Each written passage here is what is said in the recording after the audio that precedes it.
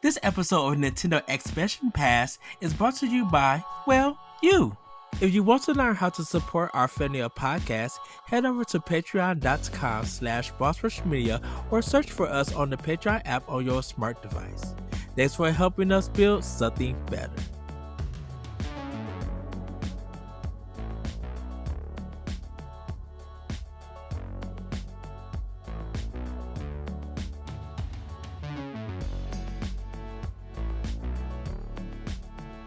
Hello everybody, welcome to Nintendo Expansion Pass here on Watch First Games. I'm your host, the Enlightened Excited Eddie B. Joining me is the one, the only bossman himself, Mr. Corey Deary. Hello, good sir. Hello, Xbox on. Yes, Nope. and everybody, we Nope. have wow, we have a special guest. The Wise West Constant Knight. You know what, I gotta do our old school. Here we go. Yes. Oh yeah, that I forgot. Everybody, please welcome to Wise West Constant Knight, Mr. Jesse Douglas. Hello, good sir. Yeah. How's it going? Yeah, we were doing that before it was cool to do. Yes. Everybody, this is a next gen Nintendo episode, and we got some bonkers news this episode, like this week. We are going to be talking about Microsoft's commitment to bring Call of Duty to Nintendo and other Activision games. And I'll just let everybody know that the deal that from Microsoft, this 10-year deal, does not encompass any additional Xbox IP. Coming from Nintendo Life, there has been some confusion in light of Brad Smith's tweet regarding the 10-year legal agreement between Microsoft and Nintendo. What he said was, we now signed a binding 10-year contract to bring Xbox games to Nintendo gamers. This is just part of our commitment to bring Xbox games and Activision titles like Call of Duty to more players on more platforms. Smith stated, as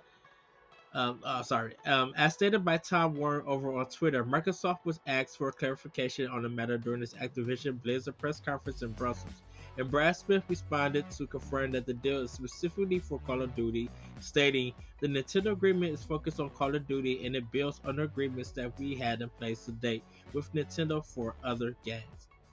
So,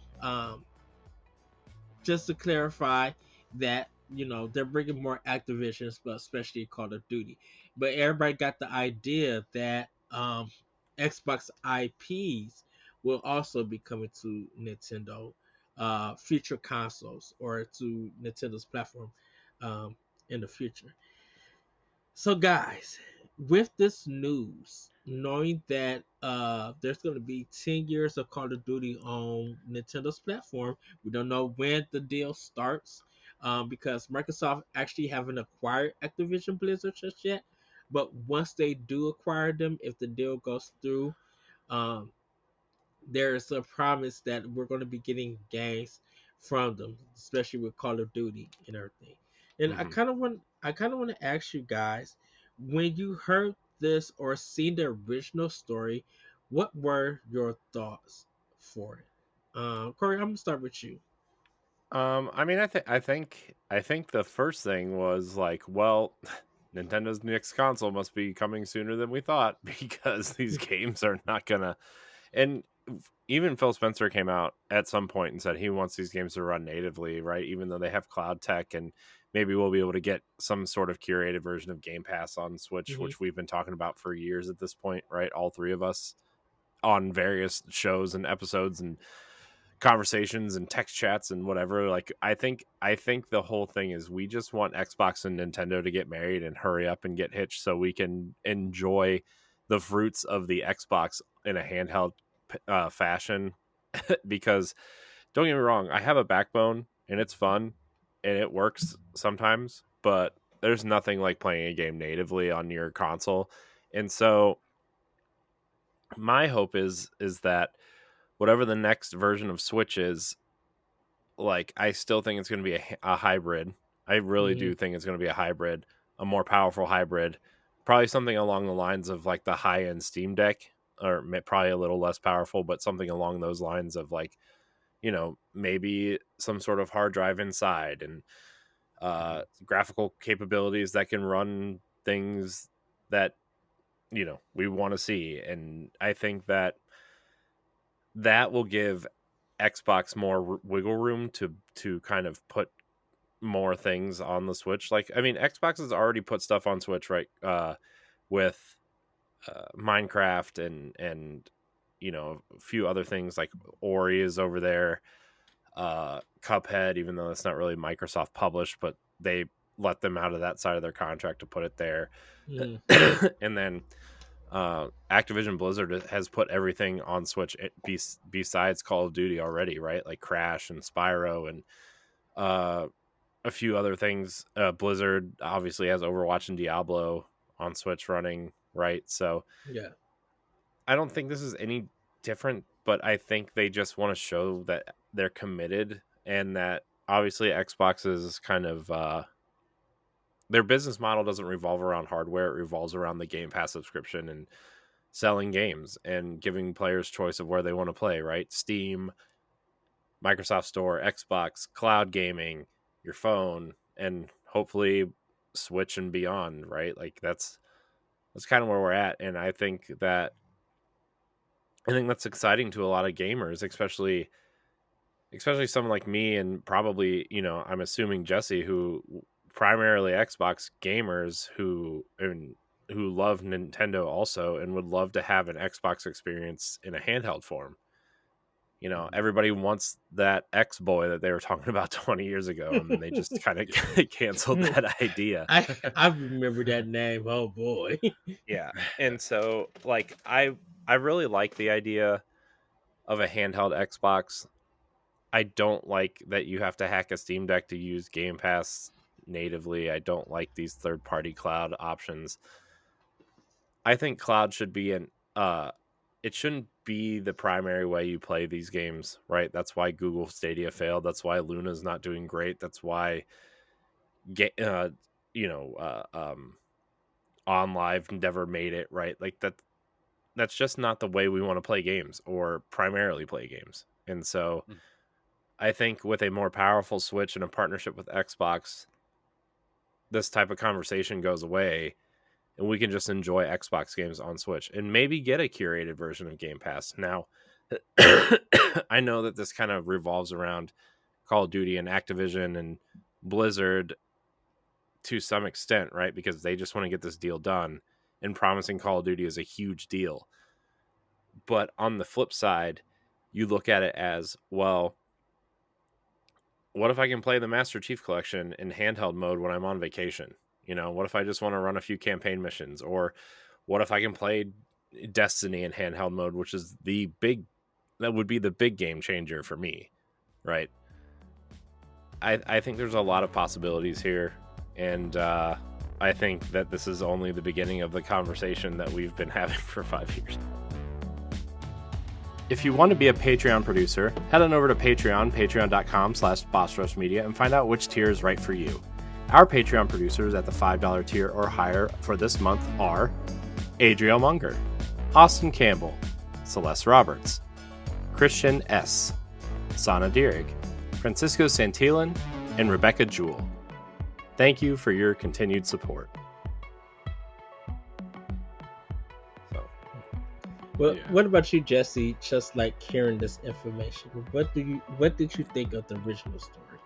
Well, so like, yeah, I mean the nice thing about it is like, I think Microsoft's definitely going about it the right way. Like, like we there was a time that I think like a lot of people are like, okay, if Microsoft starts buying up these games and stuff, and they try keeping it only on Xbox, or if they don't only keep it on Xbox and still let you have these games other places, like what's the point? Or if they that they're still gonna lose money, or there's all these kinds of things that people would talk about. But like, I think this is the kind of the nice part of like them being able to have those and then bring it to places that that wouldn't have been able to have it,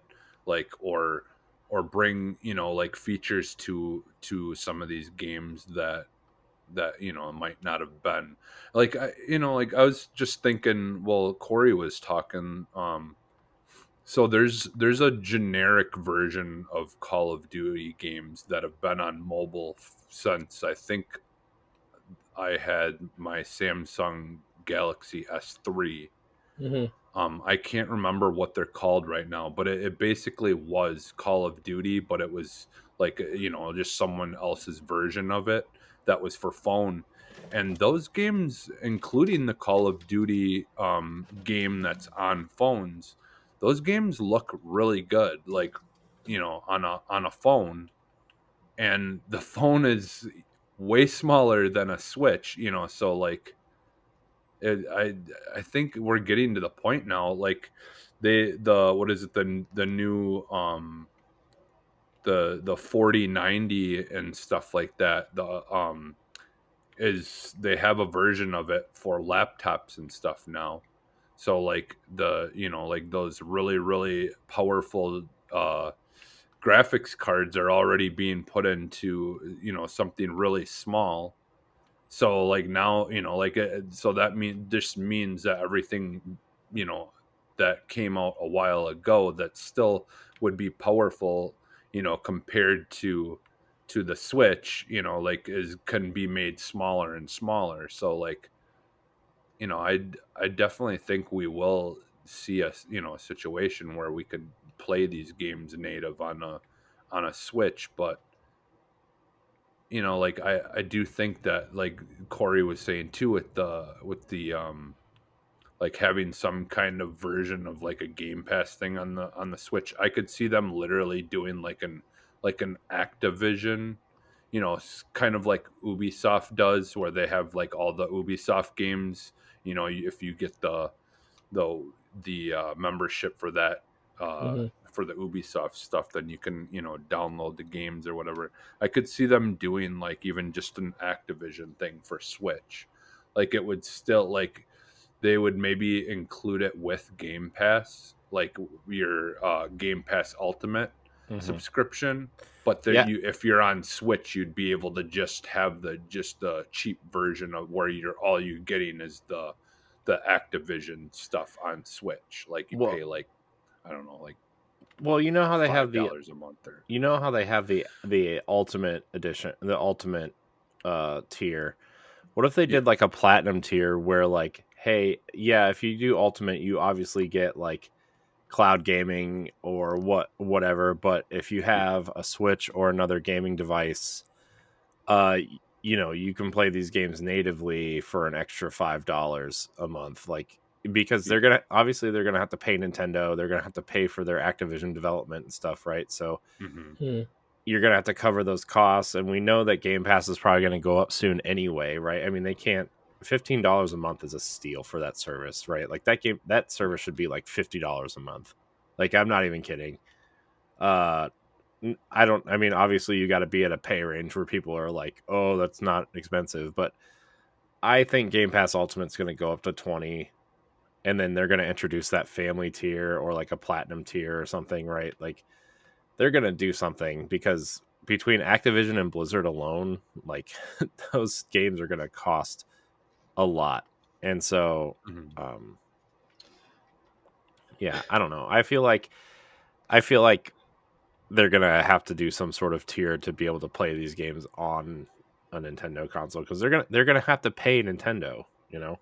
Yeah. Well, I think the thing with this original announcement and everything that it was it's good on Microsoft that and on Nintendo part to come together to make once they if they acquire Activision that they are going to bring the series back to Nintendo in a sense.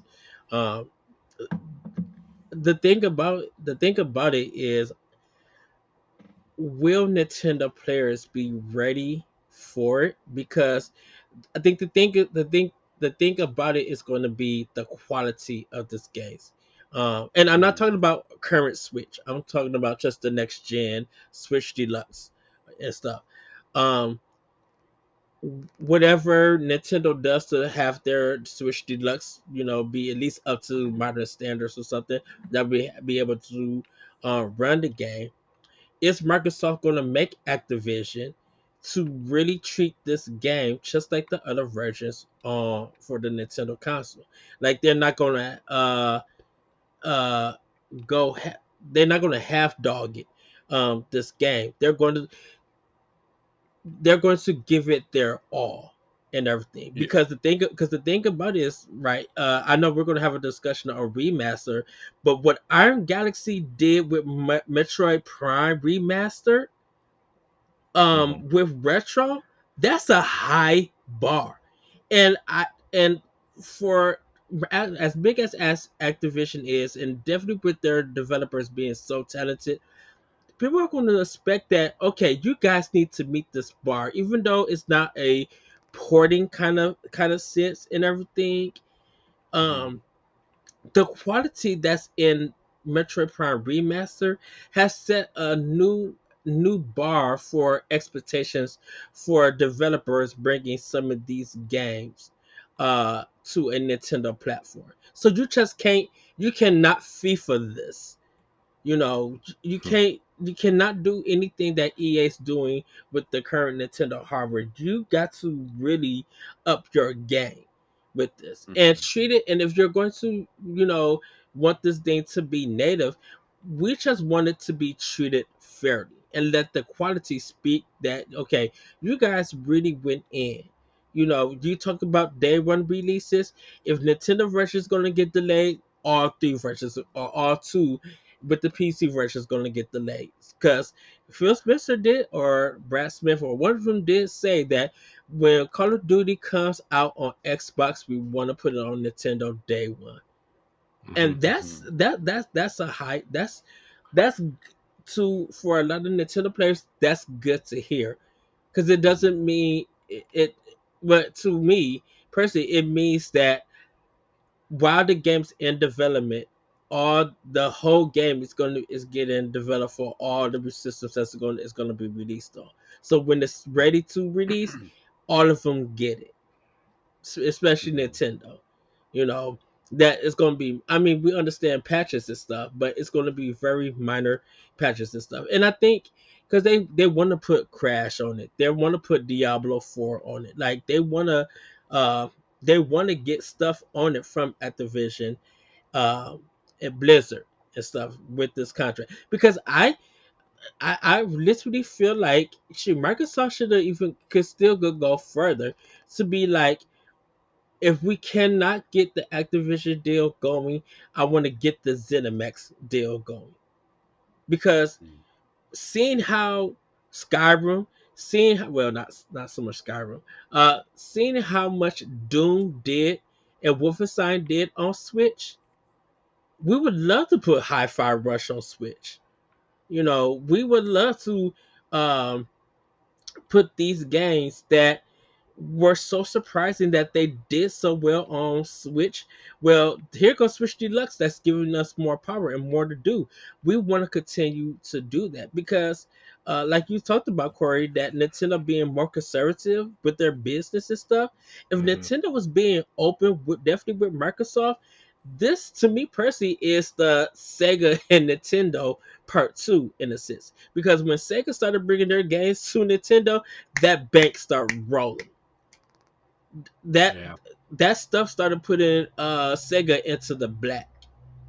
And Yeah. like Microsoft knows that, man, they are doing good on physical sales. So if we could like just give them that same quality and we could get those sales, oh shoot, people are okay. Ghostwire Tokyo might not have got noticed or anything, but if it's doing bomb numbers on this on Switch Deluxe, Microsoft is going to go there. Let's go get that money. And Yeah. if players are talking about it, they're going to show. They're going to show that, hey, they're going to show a lot of companies why is Microsoft getting it right and other companies are not.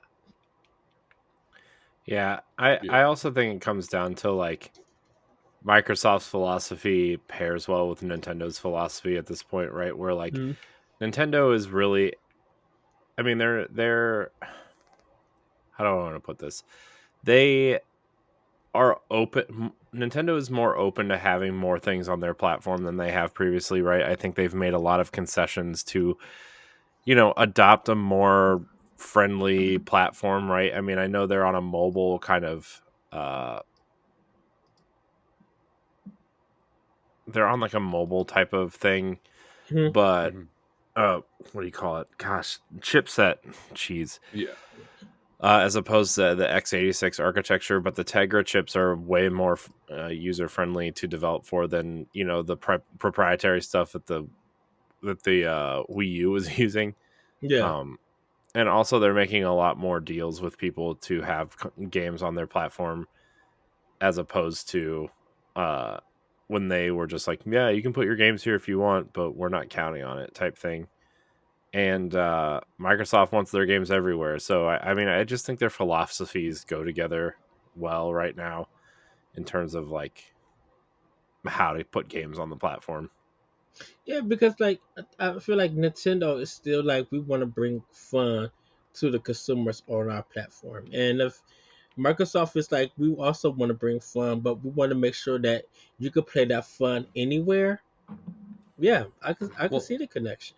Oh, go ahead, well, Jesse. and I think this is part of, this is a big part of like Phil Spencer's kind of, like what, because it works both ways. Like, he really was wanting to reach out to the Japanese studios and stuff, and trying to get the Japanese like games and stuff, more of that stuff on Xbox. But he, like, it works both ways. There's also a lot of, like, things like Call of Duty and stuff that are really big, that being able to be brought to a Switch, in Japan and stuff like that, it might change, how that stuff is seen as well. Because I Hmm. mean, yeah, like, the PS5, you could play them on there and stuff too, but we still know that the Switch is still much more popular, in Japan and stuff like that. And it's bigger there, so they're going to reach more people there. Even if it didn't do a whole lot here, it doesn't matter for Microsoft, because just the fact of bringing stuff like that over to that country, and kind of giving them the best of the Americas, like what America has to offer. Hmm. And in return, wanting to get like the personas and the things like that are popular there, to come here. It's kind of like, that's how I look at it, as Hmm. like what this is kind of, I think, might be going on in the background. Is it's there's just a lot of stuff that isn't on Switch, that's popular here, that isn't there. But if it's on the Switch, it could very well become much more popular there as well.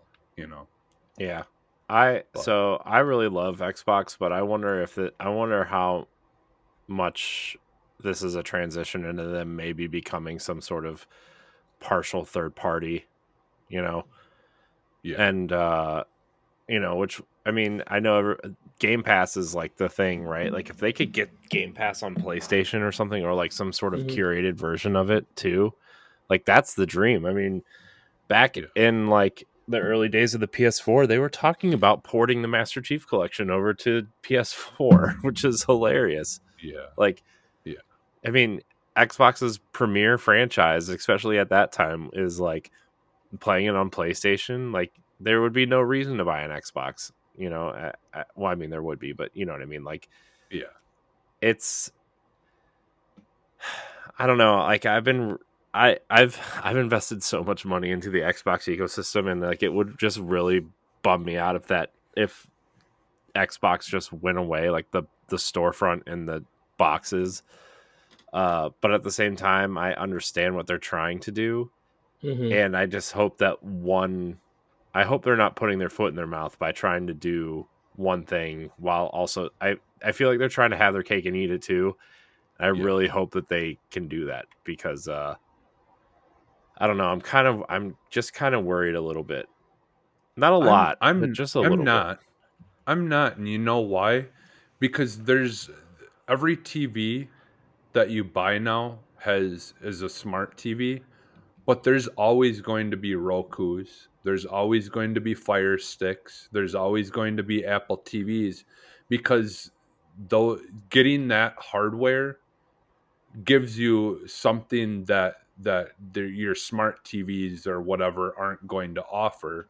You know, there's going to be something that's specific to that. So I think it's the same. I think you can look at it the same way with the Xbox. Hmm. Like there's going to be a benefit to you to get an Xbox Hmm. because you know, like even if you can still use Game Pass somewhere else, there's going to always be a benefit, I think, that they'll make sure that exists for the people who bought their boxes. But you know, like, but it won't be the only place that you can do, you know, like 80% of what it, you know, their service has to offer. I Right. think that's what if it does morph into anything like what you're thinking, I think that's what it's going to be like. It's going to be like your Roku's, where Roku's got the Roku TV, where they've got all these cool, like they got movies and channels and things that you can only get through the Roku, you Right. know. And I think like just from the Nintendo side, like I think Nintendo game wise, I'm about to speak game Hmm. wise, is that they're not asking for anything else from Xbox IP. You know, Hmm. um, even with this Activision deal to have Call of Duty and Overwatch and Diablo stuff or whatever, if it happens, it happens. And even if Nintendo feel like they don't get anything, the gamers are just like, oh, we're not getting it. Okay, that's fine. Oh, there's this new game coming out for Nintendo, this indie game and stuff. And I think Microsoft is just like they're recognizing to be like, if this is happening on Nintendo's console, we might want to jump onto that and everything. Because I think Nintendo needs to. I think right now Nintendo needs Microsoft not badly, but they need their engineers. They need their to learn their tech and their online and all of that stuff. Like Nintendo is not a tech company like Microsoft is, and Microsoft, I'm sorry to say, is not a software when it comes to games. It's not a game developer like Nintendo is, because Nintendo has that experience of making games and making people talk about it, where Microsoft, yeah, they do make games, but they're not on the same level of what Nintendo does. So there is Yeah. something that they both can learn and stuff Yeah. and everything. Yeah. Like Halo 4 is a good perfect example. You have people from Retro Studios who left there, went to 343 Studios and made Halo 4. And then when the people seen it, they were just like, this looks like Metroid. And everything, and people recognized it and stuff. So I'm not trying to knock Microsoft or anything, but Nintendo has had years of experience making games, Hmm. you know, but they don't have that experience in technology and stuff, you know. Hmm. Like you think of some of the Activision developers or some of the Xbox game studios going to Nintendo and learning from their teams, and then going back to be like, okay, we have learned the Eastern philosophy on how they design games. How do we apply that to making Western games? Because this Hmm. is what they was thinking of, and oh, okay, we could put it here. And it's gonna be like, okay, yes, we are differently, how we do our tech and everything and our functionality. That might be suitable for Japan, but we gotta think about America and the UK and stuff. They have a different idea of online.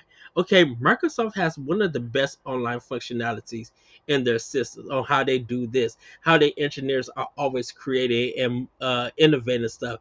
How do we learn that as a company who wants to innovate? How do we learn how to innovate like Microsoft does? Bam, go there. Like they Hmm. literally could grab something from each other. Like Activision learning from learning on how to develop games from Nintendo and vice versa.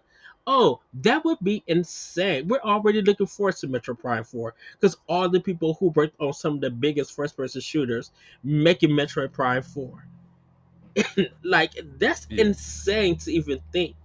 So to see a Call of Duty game having some Nintendo philosophy in it and dropping on a Nintendo console, or just dropping on Nintendo, Xbox, PC, wherever they want to put it at, that would literally be insane. And I'm sorry, Sony.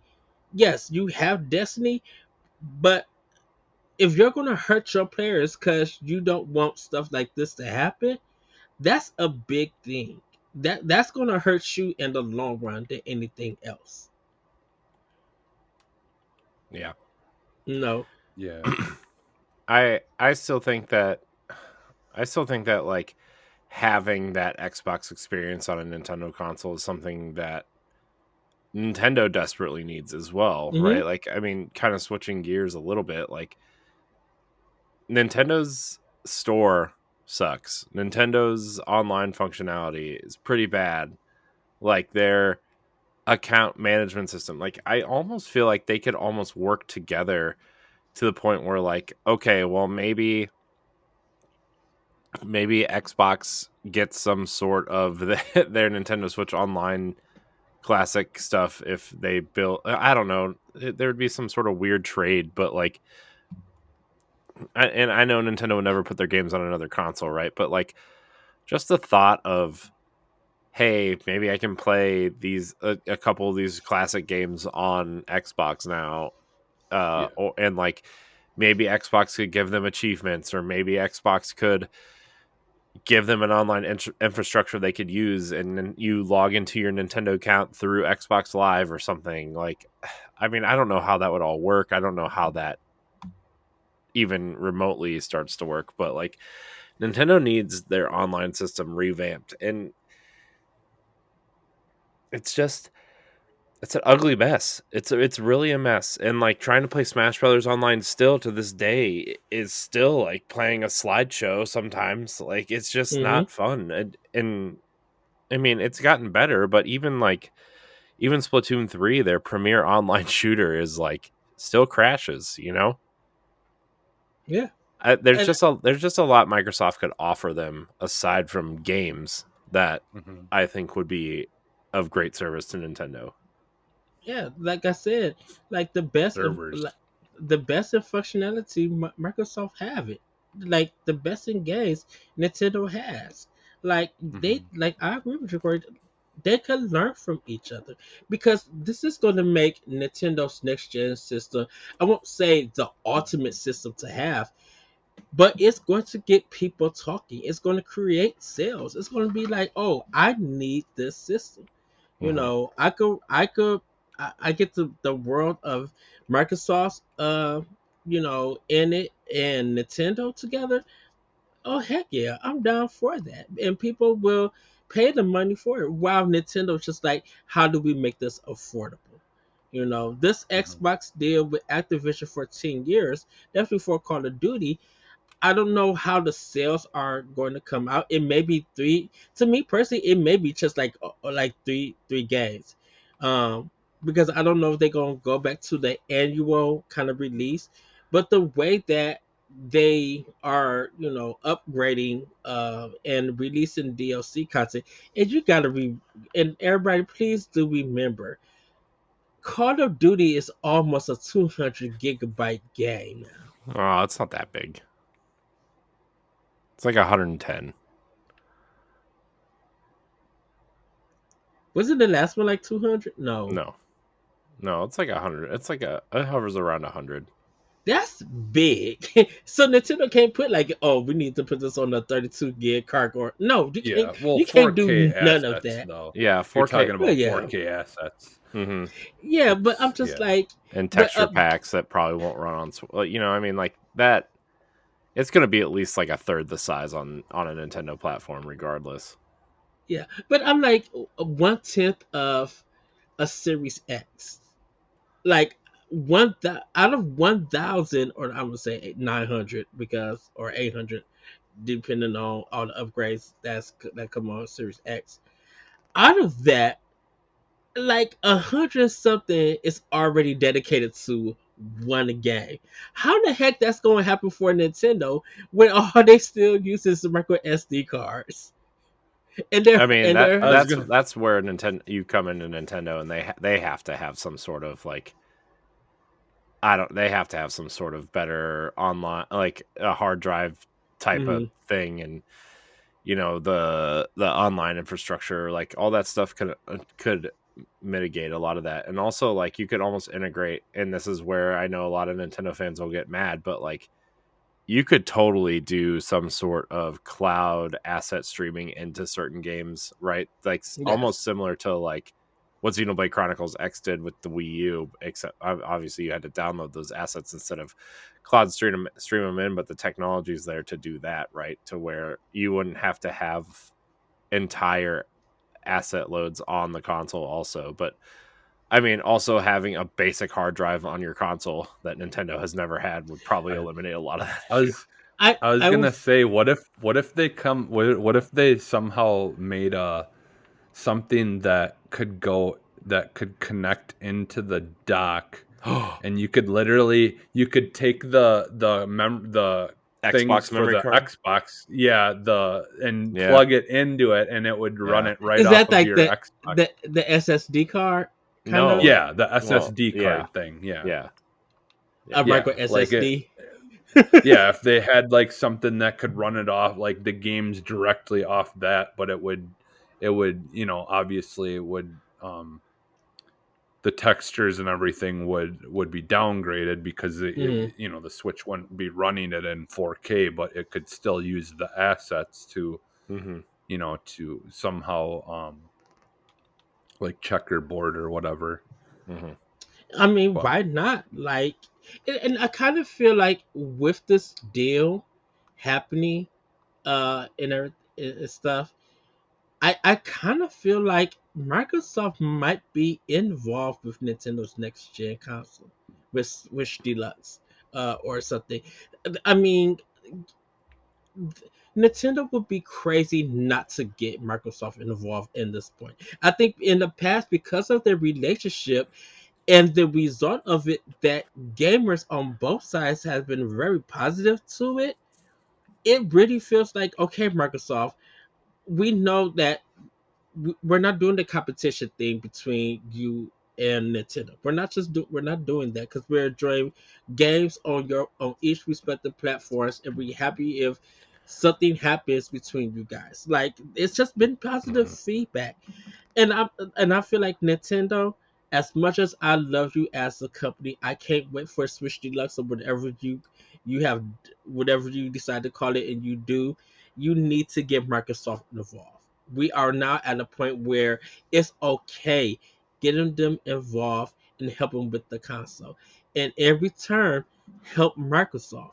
Like, if you want some skins, or you wanna do like Apple and make Super Mario Run or something like that for Xbox. Like, I could see I could literally can see Fire Emblem Heroes running on Xbox for Game Pass. Why not? Like well, like in Oh, go ahead, Jesse. all I was gonna say is like like when we talk about this, I just think of Dreamcast. Like I mean, Dreamcast had an amazing online, like like everything like with the online stuff worked really well and all that, and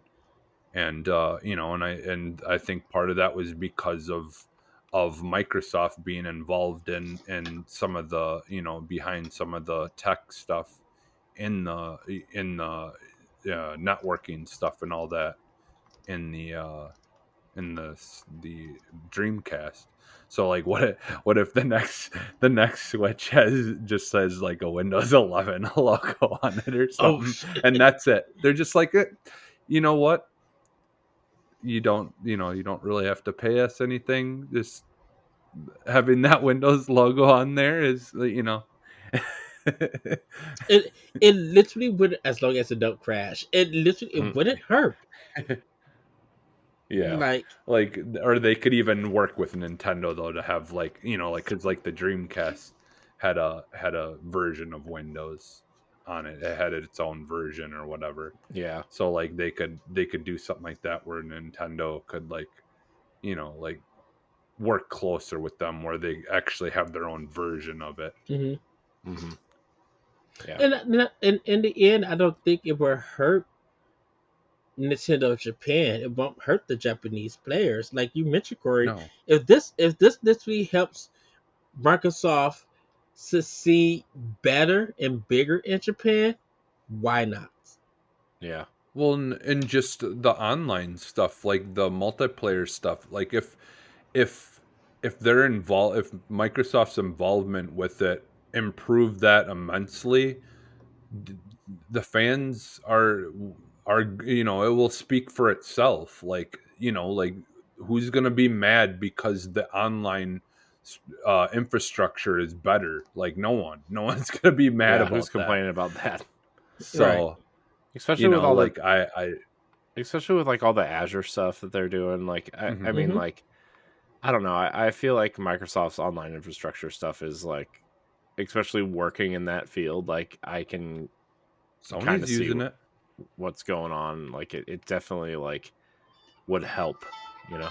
Uh Yeah. oh, Hollywood. Yeah, and Sony's It's get using it's getting a phone call.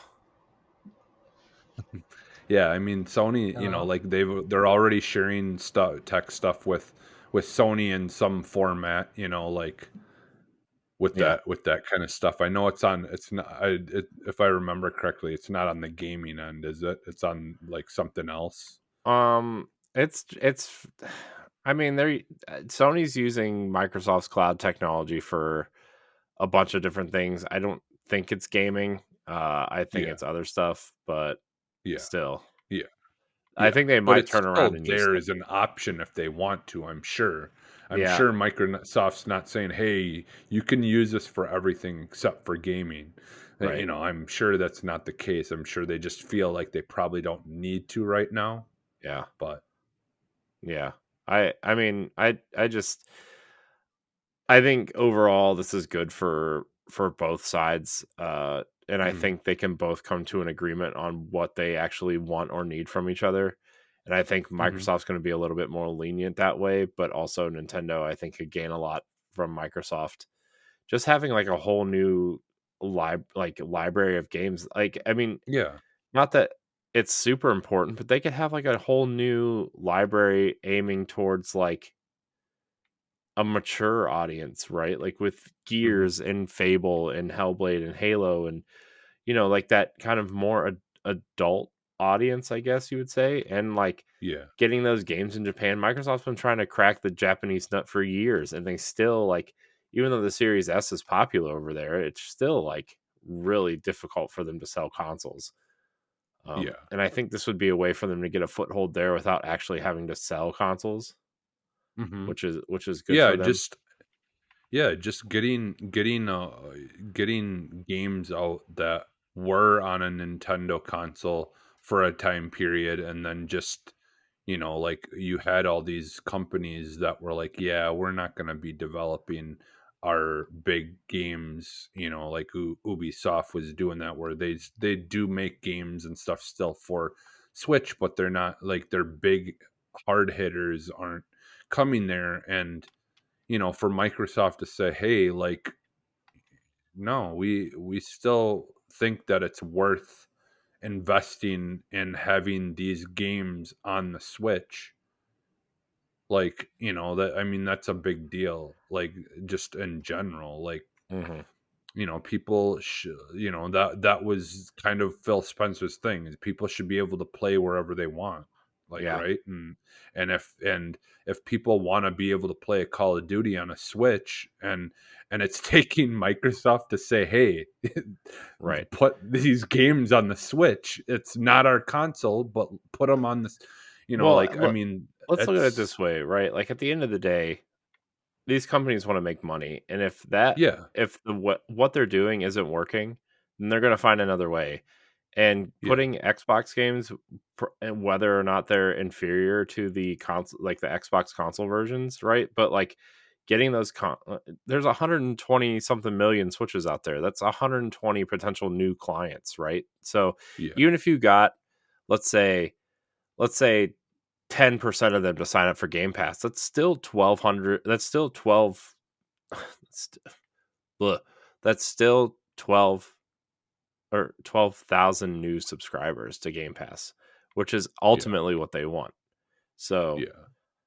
I think Microsoft, obviously they've been playing a different game for a while now, and that I think this is just another big step for them, and I really hope that this works out. Yeah. Ed's muted. You're muted, Ed. Nope, you're muted. You got to unmute on Zencaster. Yeah, I forgot when that happens. I'm like, Yeah, well, I muted you that's because you didn't mute yourself. I thought my thing was blinking on and off, so I wonder. Yeah, thank you, Corey. You're welcome. So I'm here. Well, everybody, that's going to be it for Nintendo Expansion Pass. I want to thank you, Jesse. Thank you, Corey. This was a really good discussion, and I think, all in all, I think we are positive about this deal, and we're positive to see that Microsoft and Nintendo can really work. And we're hoping to see what the future holds for them. Definitely with Nintendo's next console in the future, we don't know. I think once we learn more and see the games that's running on it and what Microsoft themselves are going to bring to it, we could see something. We could see history being made once again, in a sense. But with that, everybody, have a great week, have a great weekend, and we'll see you next time on Nintendo Expansion Pass. Bye, everybody. Goodbye. Hi. Nintendo Expansion Pass is part of Nintendo Power Block and is a product of Boss Rush Media LLC. The show is recorded from our headquarters in Akron, Ohio, and is hosted by me, Edward Varnell. My co-host is Corey Deary. You can find Corey at IamCoreyNHD on Twitter and Instagram, as well as hosting the Boss Rush Podcast and Tower Casuals, the Destiny Podcast. Follow Expansion Pass as part of Nintendo Power Block and on all social media platforms at Power Block Podcast. You can also follow Boss Rush Media and Boss Rush Network on all major social media platforms. Join the Boss Rush Network Discord and Facebook groups to interact with other friends and fans. Thanks for listening, and we'll see you next time.